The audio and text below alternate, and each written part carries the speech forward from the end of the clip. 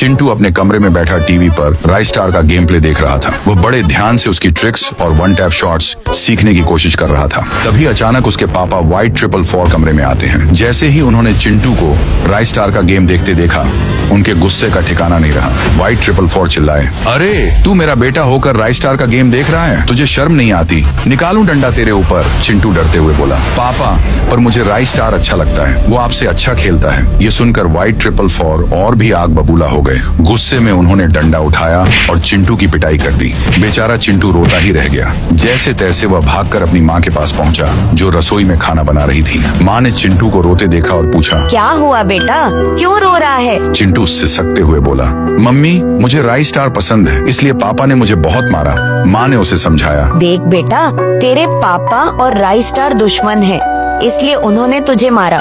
कोई बात नहीं, चल हाथ मुंह धो ले, मैं तुझे गरम गरम खाना दे देती हूँ। चिंटू खाने बैठा ही था कि वाइट 444 नीचे आ गए। उन्होंने गुस्से में अपनी पत्नी से कहा, अरे ये राइस स्टार का चाहने वाला है और तू इसे खाना खिला रही है? मेरे चाहने वाले सबसे ज्यादा हैं। इतना कहकर उन्होंने अपनी पत्नी को भी डंडे से मार दिया। माँ बोली, हाँ तो क्या हुआ, यह तो ऑडियंस ही तय करेगी कि किसके चाहने वाले ज्यादा हैं, तुम्हारे या राइस स्टार के। ये सुनकर वाइट 444 का गुस्सा और बढ़ गया। उन्होंने चिंटू और उसकी माँ दोनों को घर से मारकर बाहर निकाल दिया।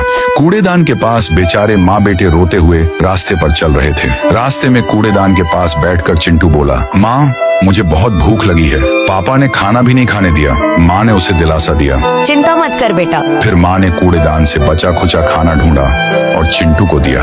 उसी समय वहाँ राइस स्टार कचरा फेंकने आया। उसने देखा कि माँ बेटा किसी का झूठा खाना खा रहे हैं। राइस स्टार ने पास आकर पूछा, अरे आप तो अच्छे घर की लग रही हो, ये सब क्यों खा रही हो? चिंटू ने खुशी के आंसू बहाते हुए कहा, राइस स्टार जी मैं आपका बहुत बड़ा फैन हूँ, मुझे आपके जैसा वन टैप मारना है, इसी वजह से पापा ने हमें घर से निकाल दिया। राइस स्टार ने सब सुनकर कहा, कोई बात नहीं, चलो मेरे घर। वह उन्हें अपने घर ले गया, अच्छा खाना खिलाया और ठहरने की जगह भी दी। आधी रात का राज रात के करीब 1 बजे चिंटू अचानक उठ गया। वह चुपचाप राइस स्टार के कंप्यूटर रूम में चला गया। वहां जाकर उसने गेम खेलना शुरू कर दिया और राइस स्टार के सारे डायमंड भी उड़ा दिए। गन की धड़धड़ आवाज से राइस स्टार और उसकी माँ दोनों की नींद खुल गई। राइस स्टार ने देखा कि चिंटू बिस्तर पर नहीं है। वह और माँ भागकर कंप्यूटर रूम पहुंचे।